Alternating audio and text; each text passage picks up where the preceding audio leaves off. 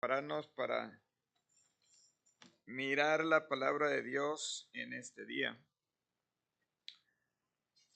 En el tiempo de verano, especialmente en esta zona, he notado que el calor a veces nos abate a tal forma que empezamos a escondernos, nos distraemos. Personalmente, esta semanita he estado luchando fuertemente con querer hacer ejercicio, porque sinceramente el calor no da ganas de hacer ejercicio. Y, y uno trata de buscar de todas formas y maneras para motivarse, como caminadora o bicicleta o gimnasio. Eh, lo puede tener uno todo, o tener todos los, ¿cómo se llama? Los estos de club de gimnasio, todas las entradas, estar aún pagando mensualidad y no da ganas de ir al gimnasio. Y el gimnasio se hace rico y a uno le queda el bolsillo un poco más ligero. Esa realidad es muchas veces la realidad que experimentamos en nuestra vida cristiana. El calor, el verano de la vida, muchas veces toca nuestra vida y nos pueden poner el gimnasio espiritual más nuevo, más tecnológico, pero no dan ganas. Y pienso que en esta temporada del año, cuando estamos luchando contra esto de poder estar en salud, de poder hacer cosas para mantenernos en una forma más saludable, aún nuestra vida espiritual toma esa dificultad y empezamos a perder disciplinas que son muy importantes para nuestra vida. Estaba conversando con mi hija y me dijo algo bien interesante. Dijo, este verano, estando yo en su pasantía, me dijo, empecé una disciplina de salir a trotar. Y dice, y he notado que esa disciplina física me ha ayudado también a ser más disciplinado en mi vida espiritual. Entonces, ¿qué estoy diciendo con todo esto? Es que estamos a medio año y no sé cómo esté su disciplina con el Señor, su relación con Dios, pero lo que sí sé es que si no estamos eh, ahondando y si no estamos a diario sedientos y buscando del Señor, buscando escuchar su voz, queriendo aprender más de Él, estamos en grandes dificultades. Así que quiero comenzar esta tarde invitándoles a que no importa dónde esté, es tiempo de ir al gimnasio espiritual. Si te quedaste a medio camino en alguna parte y no has abierto tu Biblia recientemente para escuchar la voz de Dios, quiero animarle a que hoy sea el día que regreses y empieces la disciplina de conocerle mejor. Hay muchas ayudas en la cual podemos nosotros encontrar ayudas que nos sirvan de muchas formas. Para personas como yo, si están malos de la rodilla, el brinca-brinca, encontré que que es un buen ejercicio, acelera uno su ritmo cardíaco sin tener que estar golpeando las rodillas mucho. Entonces, hay muchas formas de ejercitarnos físicamente, lo mismo espiritualmente. Lo importante es que nos ejercitemos. Quiero decir es que no sé qué plan de lectura bíblica estés llevando.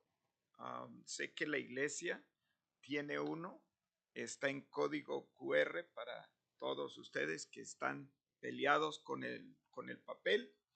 Um, Entras allí, pones tu teléfono y ¡zas! Sale ahí el, los textos bíblicos de lectura para el día.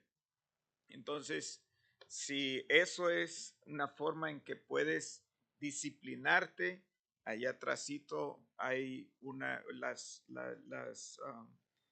la hoja de la iglesia con los códigos QR, te va a ayudar. Hay también aplicaciones que tienen la Biblia, tienen un sinfín de, planes de lectura. Personalmente, yo estoy promoviendo con mucha fuerza el plan de lectura bíblica cronológica y lo promuevo porque el Señor me ha permitido trabajar en la radio y la radio está ofreciendo ese plan que solamente toma una, un por ciento de su día, ¿ok? 20 minutos más o menos es todo lo que te va a tomar la lectura diaria cronológica.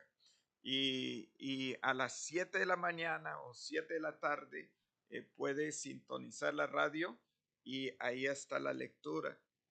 ¿Sí? Si quieres escuchar y leer, junto allí está la lectura cronológica. Para aquellas personas que dicen, bueno, yo no tengo radio, tienes teléfono, baja la aplicación de KGBA y puedes también escucharlo por la aplicación. Si dice, no, no me sirve eso, pero si tienes Facebook, también en nuestra página de Facebook todos los días se pone allí en los textos correspondientes para la lectura. ¿Por qué, ¿por qué menciono esto? Es por la siguiente forma. Por los últimos 32 años de vida que yo he tenido y de matrimonio con mi esposa, el Señor, desde que nos casamos, nos dio como propósito de pareja, ¿ok? Nos dio promover la alfabetización de la palabra de Dios. Entonces, por 32 años, mi esposa y yo hemos estado promoviendo, donde el Señor nos lleve, promoviendo la palabra de Dios, la lectura de la palabra de Dios, porque es ella la que va a traer transformación a nuestra vida. Es la palabra de Dios la que va a producir frutos de cambio. ¿Sí? Todo lo demás, fuera de la palabra de Dios, nada más puede ser técnicas de manejo de cómo no enojarme, pero la palabra de Dios permite que tengas un nuevo corazón y que en vez de estar con un corazón lleno de ira, vas a tener entonces un corazón de amor, de gozo y de paz.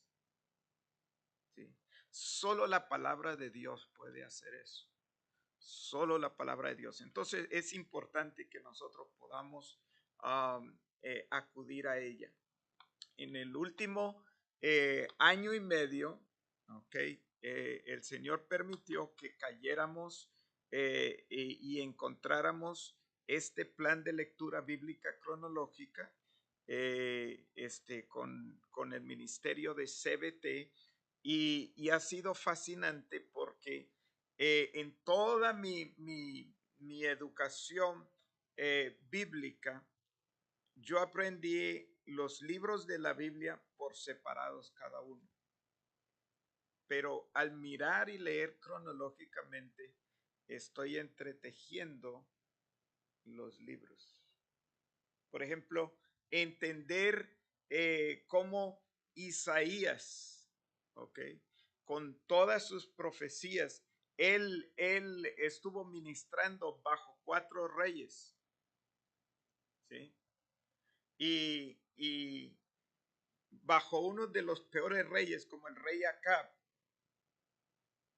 es cuando Dios le da a Isaías las palabras de que dice, he aquí, una virgen concebirá y dará a luz un hijo. O sea, cuando más oscuro estaba el gobierno de Israel, el Señor estaba destellando con promesas que el Mesías vendría y que el Mesías cambiaría las cosas. Por ejemplo, cuando Isaías capítulo 9, vemos que dice que Dios es consejero, príncipe de paz. Lo mismo en ese reinado.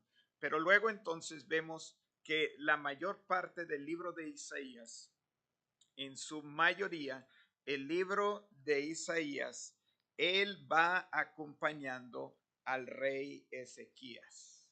¿Ok?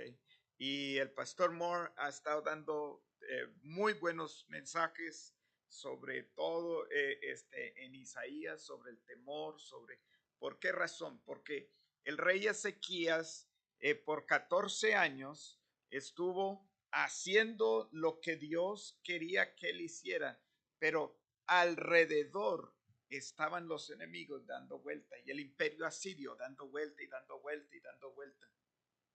¿Trabajando en qué? En inyectar temor y que abandonara al Señor. Pero ahí caminando a mano con el rey, con Isaías, ¿sí?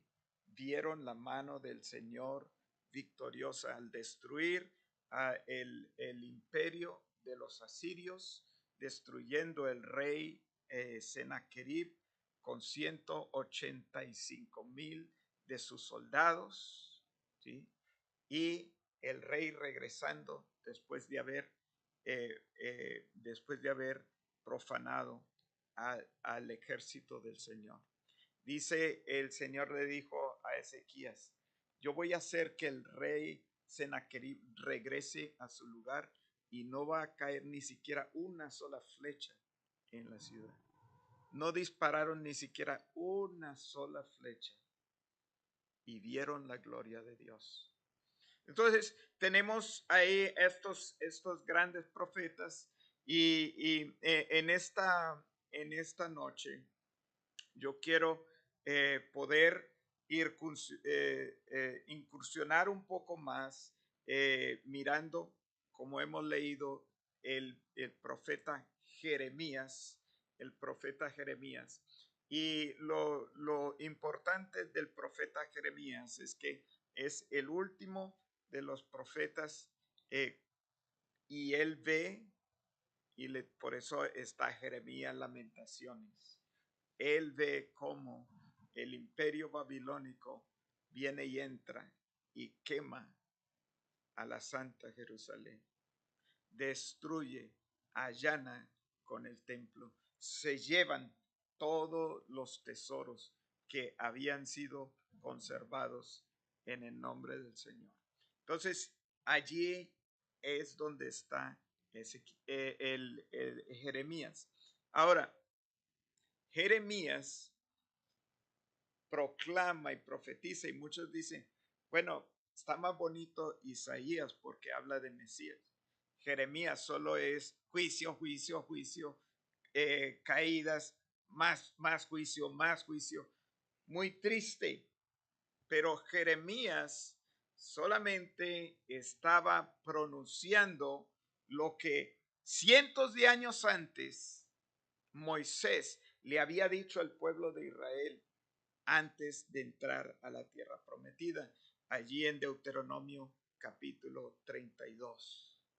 Lo que Josué antes de morir le había dicho al pueblo que pasaría si le darían su espalda al Señor. Entonces, Él solamente está recordando al pueblo lo que Dios había prometido. Porque tenemos nosotros que entender que lo que Dios promete, eso es lo que Él cumple.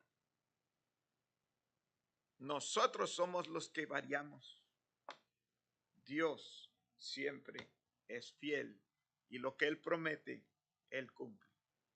Ahora, para el estudio de nosotros en esta noche, quiero animarles, voy a ser un poquito tramposo aquí, pero quiero animarles a que exploren. Si no lo están haciendo, está bien, no tienen que hacerlo. Lo importante es, si no tienes un plan de lectura bíblica, ensaya esta cronológica, ¿ok? Ensáyala y le voy a decir por qué. La lectura cronológica, hay muchas formas de dividir la Biblia, pero le ayuda a uno a entender todo lo que está dentro de la escritura, tal como un marco en un rompecabezas. Que cuando vamos a armar un rompecabezas, uno siempre se va porque las piezas de afuera, porque esas nos van a no solamente dar el tamaño del rompecabezas, sino van a presentar cuáles son los colores que van a ser más cercanos. Y generalmente empezamos entonces a armar de afuera y nos vamos hacia adentro en el rompecabezas. ¿Sí? Entonces, esto es lo que hace las 14 eras cronológicas de la Biblia. Separa el Antiguo y el Nuevo Testamento de la siguiente forma. 10 eras pertenecen al Antiguo Testamento. 4 eras pertenecen al Nuevo Testamento. Ahora, es muy importante entender las 4 eras del Nuevo Testamento porque tú y yo hoy día estamos participando de una u otra forma dentro de esas 4 eras. Y le voy a explicar un poco más cuando se las enumere de esa forma. La primera era es la era de la creación, más o menos 6,000 años antes de nuestro Señor Jesucristo. ¿Ok? Es más, cronológicamente, en una forma literal, ese sería el tiempo que veríamos allí. En la creación, entonces, tenemos los fundamentos y tenemos desarrollado todo el propósito por el cual la palabra de Dios ha sido comunicada a nosotros. Se encuentra por lo menos allí en el Génesis capítulo 1 y capítulo 2, cuando Dios dice, hagamos al hombre a nuestra imagen y semejanza. A imagen de Dios los creó, varón y hembra los creó. ¿Ok? Ese es el propósito, es que el ser humano ha sido creado ¿para qué? Para reflejar la gloria de Dios. Entonces, esa es la base, es el principio más fundamental. Hemos sido creados para reflejar la gloria de Dios. Y si en el día de hoy eso no está pasando en tu vida, entonces tenemos que ver por qué y tenemos que hacer los ajustes necesarios. ¿Sí? Si no estamos viviendo para la gloria de Dios, tenemos que preguntarnos qué es lo que está sucediendo. ¿Okay? Génesis 1 y Génesis 2. Ahora, ¿cuál es entonces el gran dilema? El gran dilema es que hoy día tú y yo estamos viviendo afuera del huerto. Génesis 3. Sí. Así como Adán y Eva escucharon una voz que no era la voz de Dios, hoy día nosotros andamos sumamente distraídos escuchando un sinfín de voces. Sí. Eso es. Eso es el gran conflicto que nosotros tenemos. Porque cuando Dios dice, hijo mío, es por aquí. Quiero ir para el lado contrario. ¿Sí? Entonces, Génesis 3 nos muestra, vemos cómo el hombre toma la dirección de qué, de separarse y darle su espalda al jardín, al huerto. Y nuevamente entonces, el hombre es echado del paraíso, ¿sí? Y luego tiene que venir el segundo Adán, ¿a qué? A sufrir y llorar y derramar sangre en un huerto también, pero en la cruz finalmente. ¿Para qué? Para reversar esa trayectoria del ser humano. Y esto lo encontramos en Génesis capítulo 3, versículo 15 y versículo 21. Génesis 3:15 dice que el Señor le dará a la mujer que una simiente que aplastará la cabeza de la serpiente. En Génesis 3:21 dice el Señor que tomó animales y vistió al hombre con sus pieles.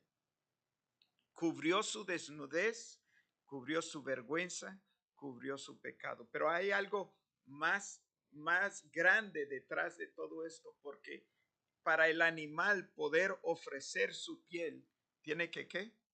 Morir. ¿Qué culpa tenía ese animal por el pecado de Adán y Eva? Pero el Señor estaba ¿qué? Derramando la sangre inocente, un sacrificio de sangre inocente, ¿para qué? Cubrir la vergüenza del hombre. Entonces ahí tenemos la creación. Luego entonces tenemos a los patriarcas, que es la segunda era. En la era de los patriarcas es importante porque de ahí viene nuestra fe, el padre de la fe, Abraham, Isaac y Jacob. ¿Ok? Y de ahí entonces, de esa familia, de ese clan, que nace de puro milagro, porque Abraham ya era viejo, Sarita era estéril. De puro milagro nace una familia que Dios luego bendice para que 400 años más tarde salgan del éxodo en más de 2 millones de hombres caminando. Esa es la tercera era. Los patriarcas, segunda era, éxodo, tercera era. Luego entonces Dios los va llevando hacia la tierra prometida, y allí en Números 13 y 14 el pueblo mira la tierra, dice, me fascinan los frutos, la tierra es hermosa, produce buenos frutos, pero hay gigantes, no podemos entrar, van a matar a nuestros hijos, no podemos entrar.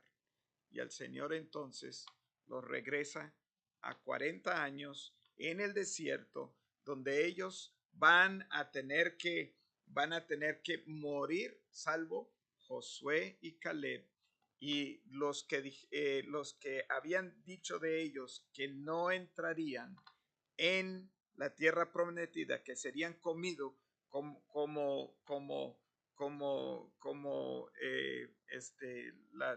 los chapulines. Así ellos entraron y conquistaron. Pocos años después, nuevamente muere Josué y entramos en la quinta era, que es la de los jueces. La era de los jueces es conocido por grandes historias y batallas, tales como las de Samson, Gedeón, Débora, Jefté, Otoniel, ¿sí? Pero nos olvidamos que allí hay un juez sacerdote, que es quien Dios utiliza para introducir la próxima era, la sexta era, que es la era de los reyes o el Reino Unido. Y bajo el ministerio de Samuel, entonces es ungido Saúl como rey y es ungido David como rey. Interesante. Dos reyes que son presentados bajo el ministerio de un mismo profeta. Ahora, ¿qué es interesante allí? Es que tenemos a Saúl, un hombre que depende de sus capacidades, pero es impaciente y no espera en Dios. En David tenemos un joven que, aunque joven, Dios le enseña que debe de esperar el momento para poder reinar. Y por mucho de su vida anda corriendo, tratando de salvarse, porque Saúl lo quería eliminar. Pero luego entonces se consolida el reino bajo David y Dios le da a él una promesa, le dice que, de sus descendientes siempre habrá alguien sentado en el trono de Israel. Okay, eso es algo que es sumamente clave. Pero luego también le dice que cuando los reyes, no siguen al Señor, va a haber castigo, va a haber problema. Y Saúl entonces introduce como rey singular, hombre más sabio, rey más rico, pero ¿qué? Con un corazón dividido. Ni no todo el dinero ni su sabiduría lo libró de qué, de no tener un corazón fiel que siguiera como su padre David.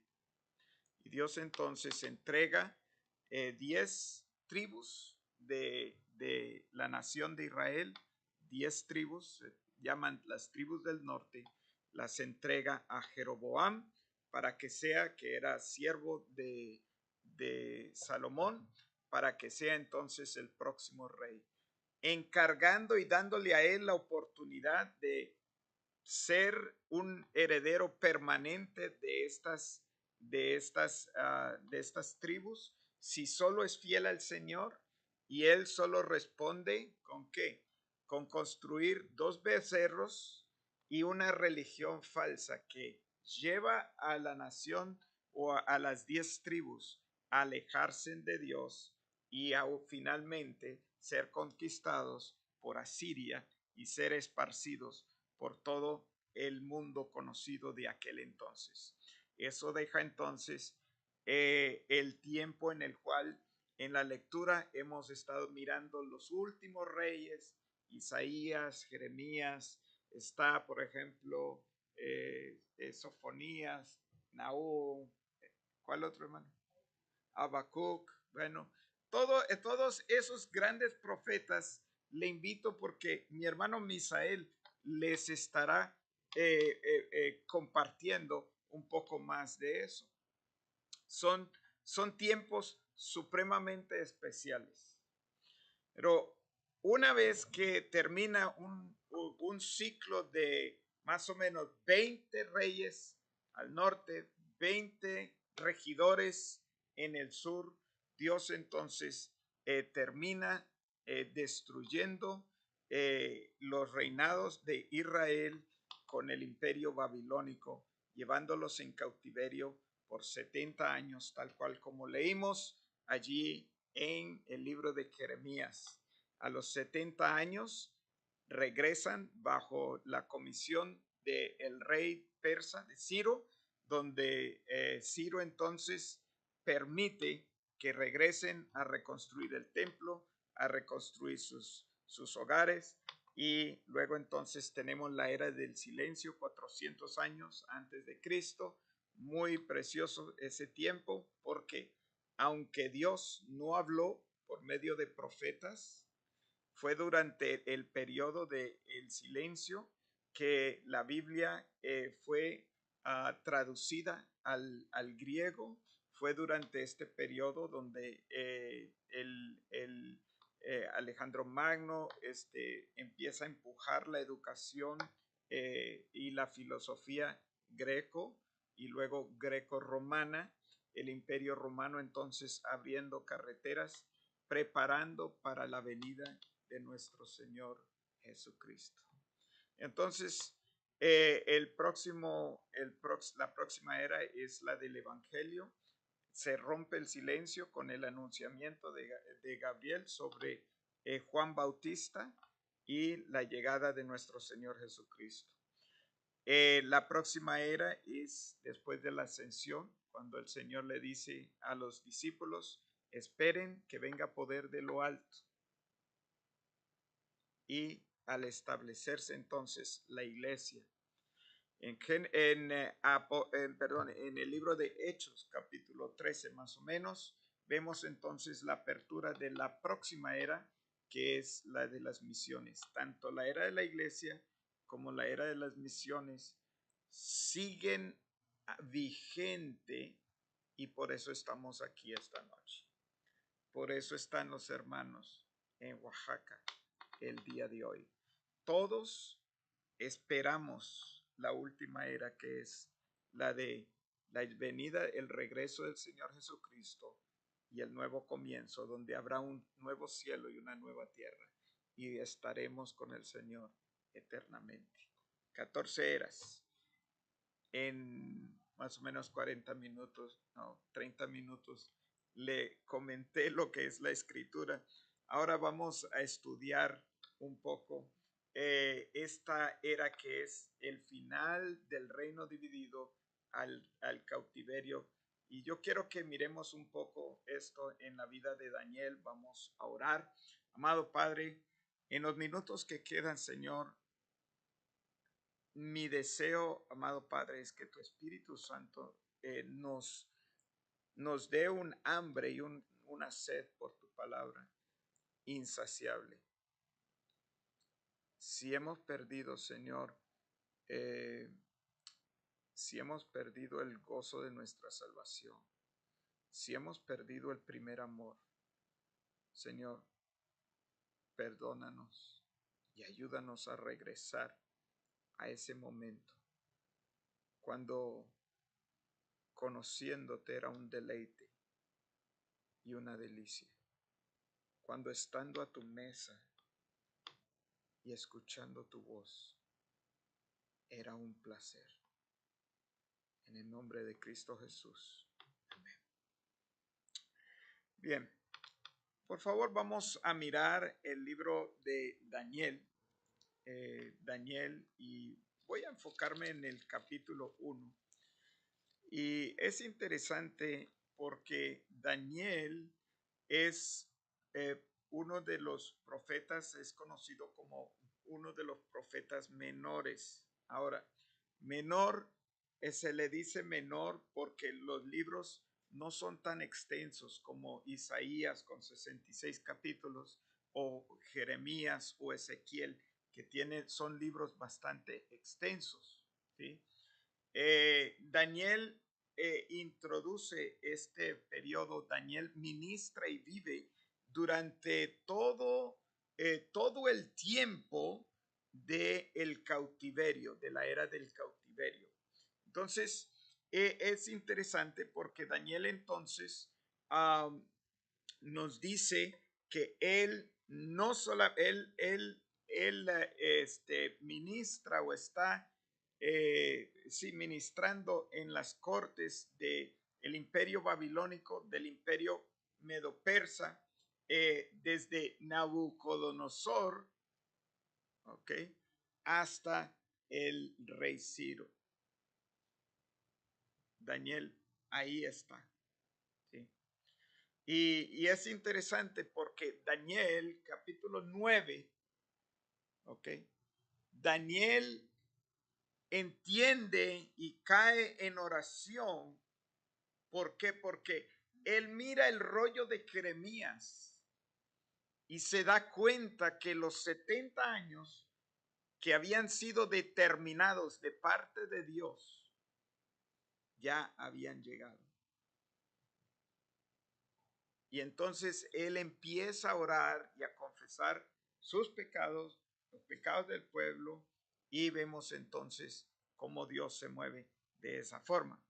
Ahora, Daniel se puede dividir en tres partes. El libro de Daniel está escrito y es bastante curioso. Es uno de los libros que está escrito no solamente en hebreo, sino parte del libro está escrito en arameo y también en greco, arameo, hebreo. O sea, vienen varias formas de literatura y de idioma dentro del compuesto de lo que es el libro de Daniel.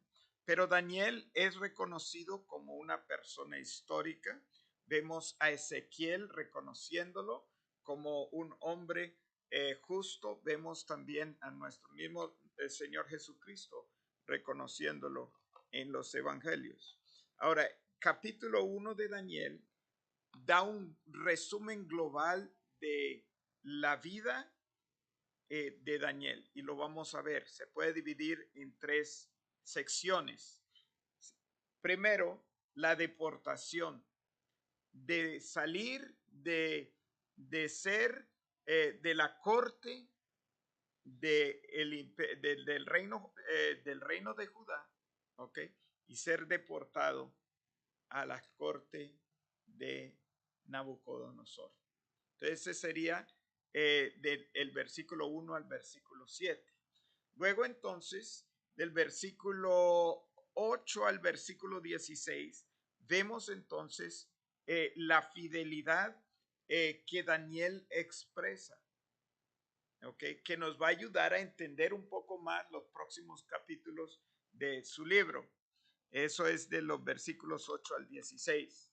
Y termina el capítulo entonces del 17 en adelante, cuando Daniel da un resumen de su vida y la reputación que tuvo frente a una nación pagana y reyes que realmente no servían a Dios, pero que Dios los estaba usando de una forma poderosa.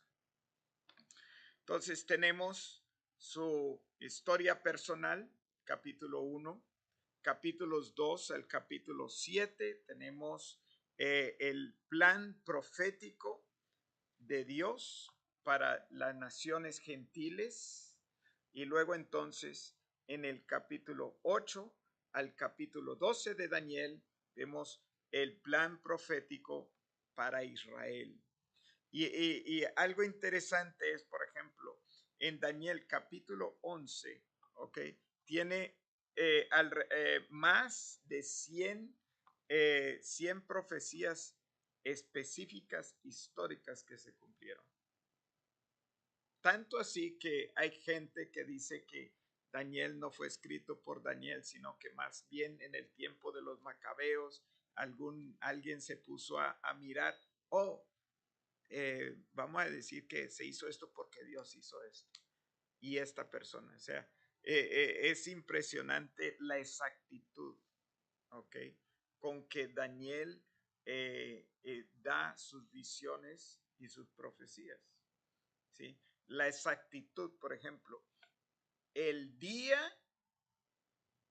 y la hora en que Mesías estaría en la cruz muriendo.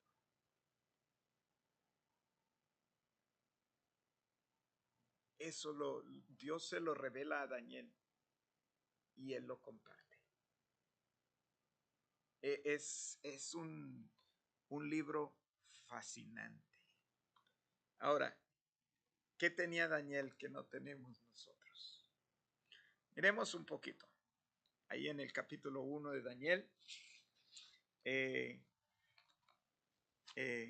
Bueno, hay otro detalle que quería compartirles también, que me ha parecido una curiosidad muy interesante, y es el siguiente.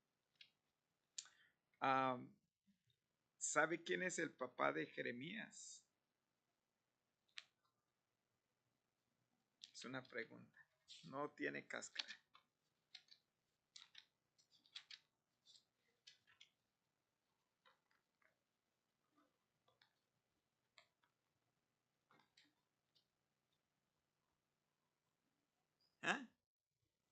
Hilcías, correcto. ¿Y quién es Hilcías?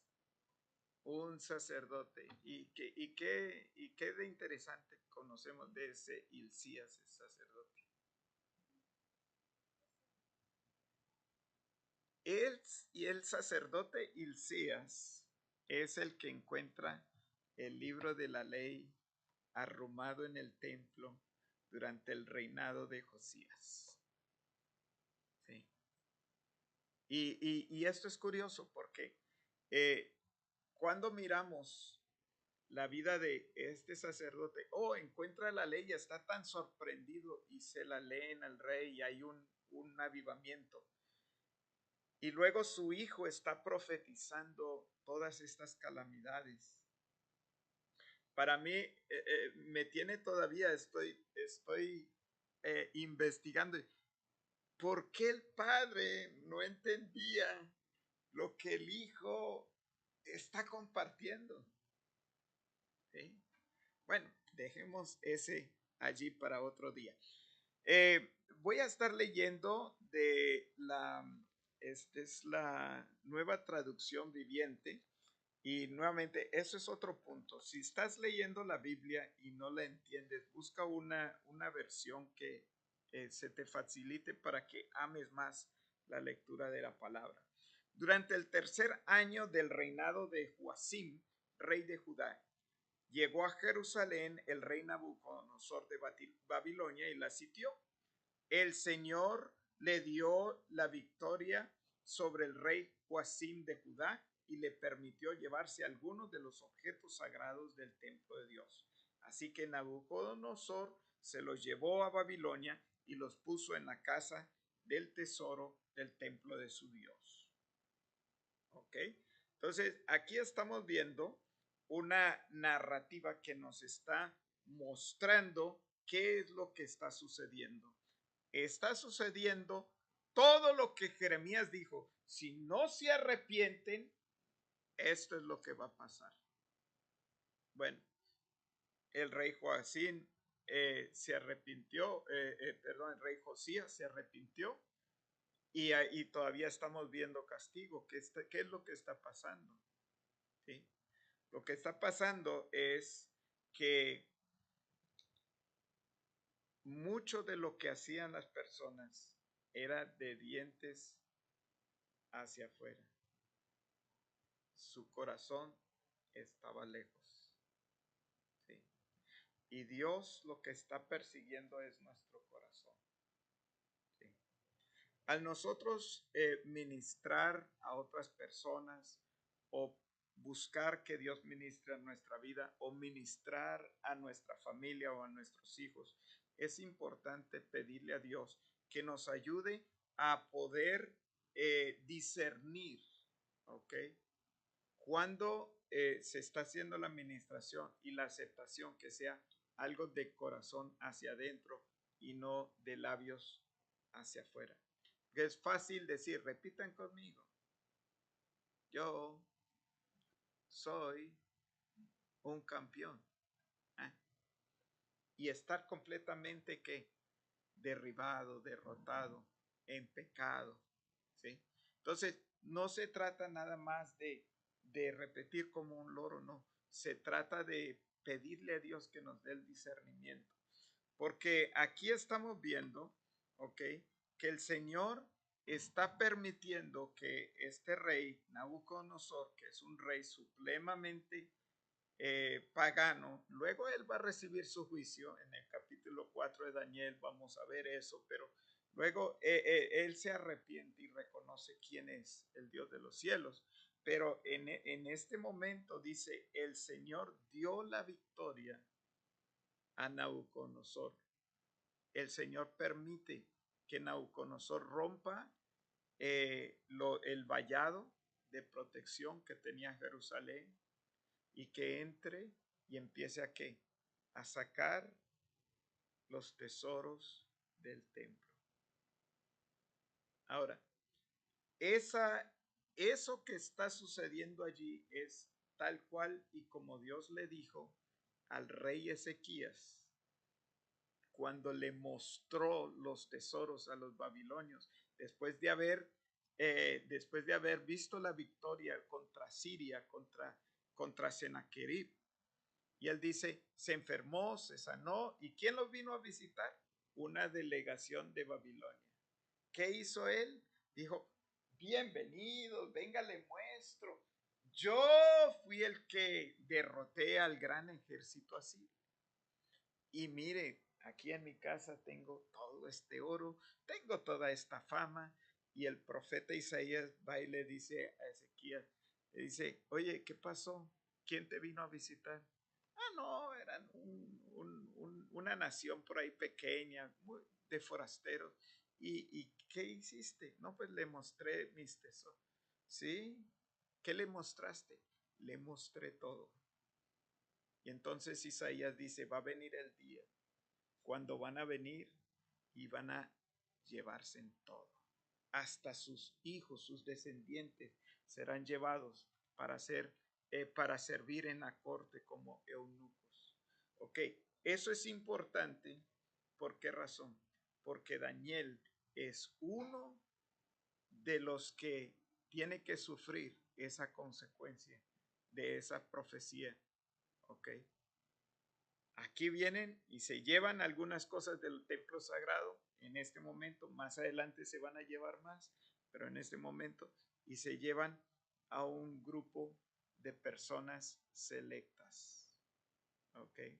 Y en esta deportación, entonces, vemos que Dios se está cumpliendo. Ahora, ojo, allá el rey Ezequías dijo, está bien si no pasa durante mi vida. Y ahora su bisnieto está sufriendo la consecuencia.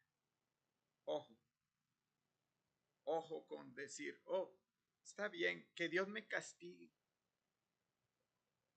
pero no durante mi vida. Se le vamos a pasar la factura a nuestros nietos y nuestros bisnietos. Ojo con eso. Es importante que podamos nosotros tener un corazón humilde delante de Dios y poder encontrar el favor de Dios en tiempo oportuno.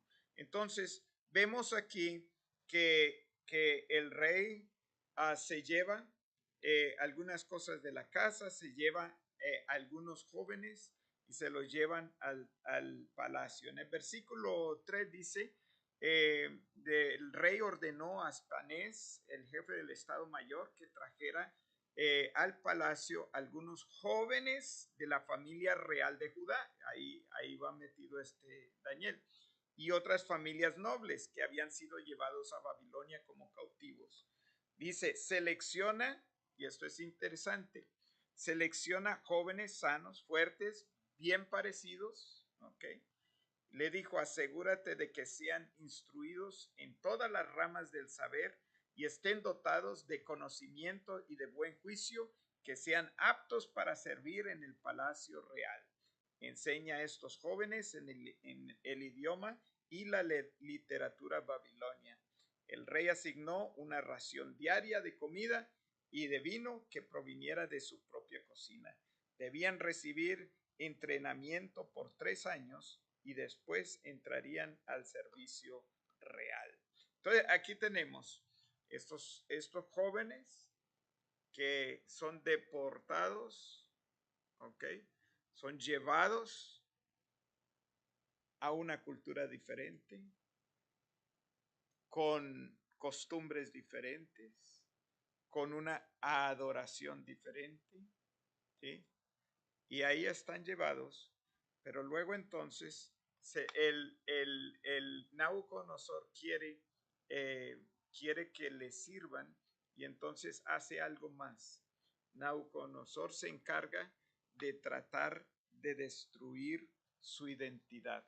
O sea, los quiebran como sea. Se los llevan solos, les empiezan a instruir en una cultura completamente lejos de lo que es la cultura de los judíos de Dios, pero también intentan quitarle su identidad. ¿Cómo? Bueno, vemos ahí en el versículo 7, el jefe del Estado Mayor les dio nuevos nombres babilónicos. Entonces, están queriendo arrancar su identidad como hebreos de la tribu de Judá. ¿Para qué? Para tener un nuevo nombre babilónico. Dice, a Daniel llamó Belsasar, a Ananías llamó Sadrach, a Misael llamó Mesac y a Azarías le llamó Abednego. ¿Ok? Pero ¿qué es lo que vemos? Cuando el enemigo trata de destruir, vemos aquí en estos 4 jóvenes una decisión y un renacimiento de fidelidad, de aferrarse como de lugar al creador del cielo y la tierra, a Dios. ¿Sí? Y entonces vemos ahí, dice, sin embargo, Daniel estaba decidido no contaminarse con la comida del rey, el vino dado por el rey, y le pidió permiso al jefe del Estado Mayor para que no comieran esos alimentos inaceptables. Ahora bien, Dios había hecho que el jefe del Estado Mayor tuviera respeto y afecto por Daniel. Cuando tú haces un propósito de seguir a Dios de corazón, el Señor se va a encargar que aunque sus enemigos se pongan de acuerdo. ¿Sí? Aquí lo estamos viendo. Entonces vemos a un Daniel que tiene una resolución, tiene una dedicación a ser fiel al Señor, Dios de sus antepasados. Vemos entonces a Dios respondiendo, trayendo favor delante de todos, y luego entonces vemos esa prueba de su fe cuando Daniel le dice a este jefe del Estado Mayor, a Aspenaz, le dice, mire, denos 10 días. Y si en 10 días nos ves como paliduchos por toda la verdura que hemos comido, porque ya no comían carne, solo agua y verdura. Si en 10 días nos ves como agüitados, entonces haz con nosotros como tú quieras. Pero vemos que Dios se honró y que hubo favor y que ellos se veían mucho mejor que cualquiera de los demás que estaban comiendo los alimentos del rey. Quiero concluir porque se nos fue el tiempo y ya me he pasado, por favor me perdonan los 10 minutos que me he pasado, pero quiero concluir solamente mirando los últimos versículos del versículo 17, 17 en adelante, y solo quiero leerlos para resumir mi punto aquí, que es la reputación de Daniel ante los babilónicos. A estos 4 jóvenes Dios le dio aptitud excepcional para que comprendieran todos los aspectos de la literatura y la sabiduría. Pero dice, a Daniel Dios le dio capacidad especial de interpretar el significado de visiones y sueños. Cuando se cumplió el periodo de instrucción ordenado por el rey, el jefe del Estado Mayor llevó a todos los jóvenes ante el rey Nabucodonosor. El rey habló con ellos y ninguno le causó mejor impresión que Daniel, Ananías, Misael y Azarías, de modo que entraron al servicio real. Y por más de 65 años, más o menos, quizá un poquito más, Daniel sirvió bajo el imperio babilónico. Babilonia vivió y cayó, llegaron los medos y los persas, y ellos vivieron y cayeron también. Y dice, y cada vez que los reyes lo consultaban sobre cualquier asunto que exigiera sabiduría y juicio equilibrado, los encontraba 10 veces más capaces que todos los magos y los brujos de su reino. O sea que estaban compitiendo contra los diablos mismos, pero no hay competencia. Un hijo de Dios que esté sometido a qué? A a servir al Señor con fidelidad no tiene igual. Porque si Dios está con nosotros, ¿quién contra nosotros? ¿Sí? Entonces, dice, Daniel permaneció en servicio real hasta el primer año del rey Ciro. La conclusión de esto, mis amados hermanos, la conclusión de esto es, ¿para qué sirve todo esto? ¿Para qué son estas narrativas? ¿Por qué Dios quiso hablarme esto? Hay un propósito. Dios tiene un propósito para tu vida. Él desea usarte como Daniel, pero también está buscando que tú estés tomando ese compromiso de ser un Daniel para Él. Que Dios les bendiga.